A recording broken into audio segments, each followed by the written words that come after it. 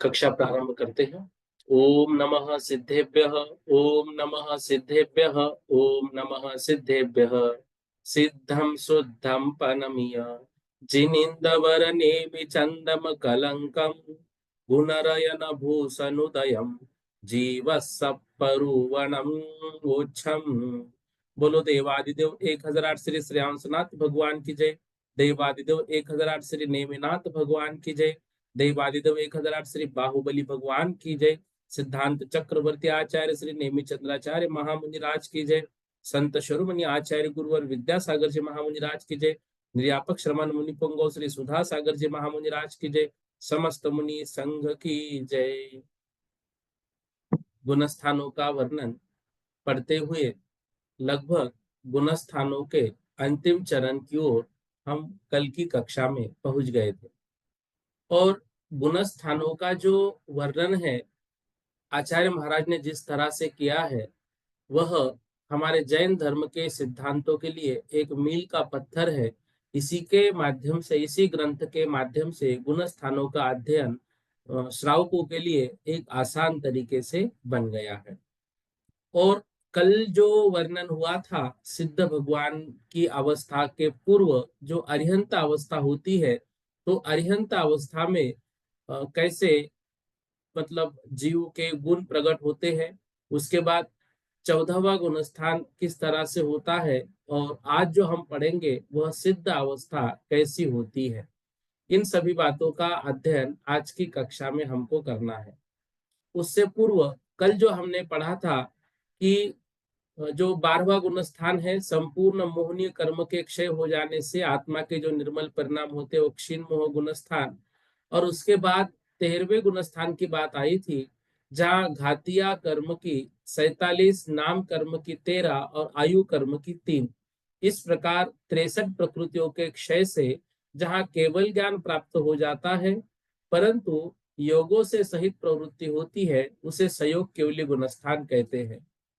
इस गुणस्थान में जो सयोग पद है वह अंत दीपक है।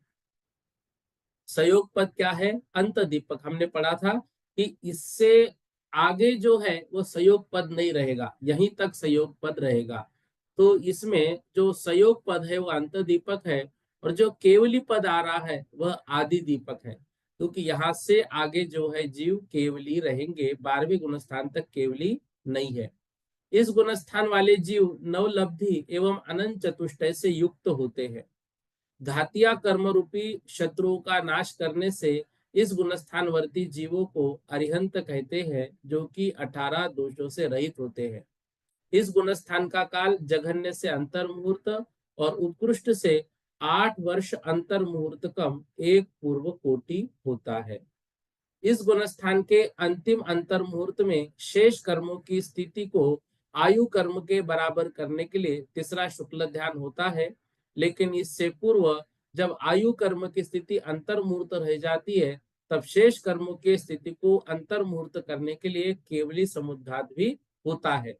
इस केवली समुद्घात को हमने सर्वार्थ सिद्धि पढ़ते समय अच्छे से सभी समुद्घात का वर्णन वहां पर पढ़ा था। इस गुणस्थान में काय बल, वचन बल, आयु और श्वासोच्छ्वास ये 4 प्राण होते हैं। ये भी हमने द्रव्य संग्रह में पढ़ा था। साता वेदनीय कर्म का बंध इसी गुणस्थान तक होता है। इस गुणस्थान में उत्कृष्ट जीवों की संख्या 8,98,502 होती है। मतलब 13वें गुणस्थान में अधिक से अधिक जीव कितने होते हैं?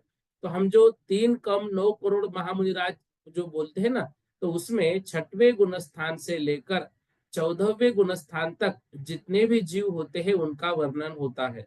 ये भी याद रखना है, एक समय में उतने जीव कभी नहीं होते हैं। 3 कम 9 करोड़ महामुनिराज जो बोलते हैं ना, उतने महामुनिराज एक समय में कभी पाए नहीं जाते हैं, लेकिन उस गुण स्थान की अपेक्षा से उतने जीव वहां पर कहे जाते हैं। तीर्थंकर प्रकृति का उदय 13वें एवं 14वें गुण स्थान में ही होता है। समव शरण में स्थित किसी मुनिराज को जब इस गुण स्थान की प्राप्ति होती है तो वे अपने स्थान पर 4 अंगुल जो है ऊपर उड़ जाते हैं। इस गुण स्थान के होते हुए तीर्थंकर केवलियों के लिए समोसरण की रचना एवं सामान्य केवलियों के लिए गंधकुटी की रचना होती है।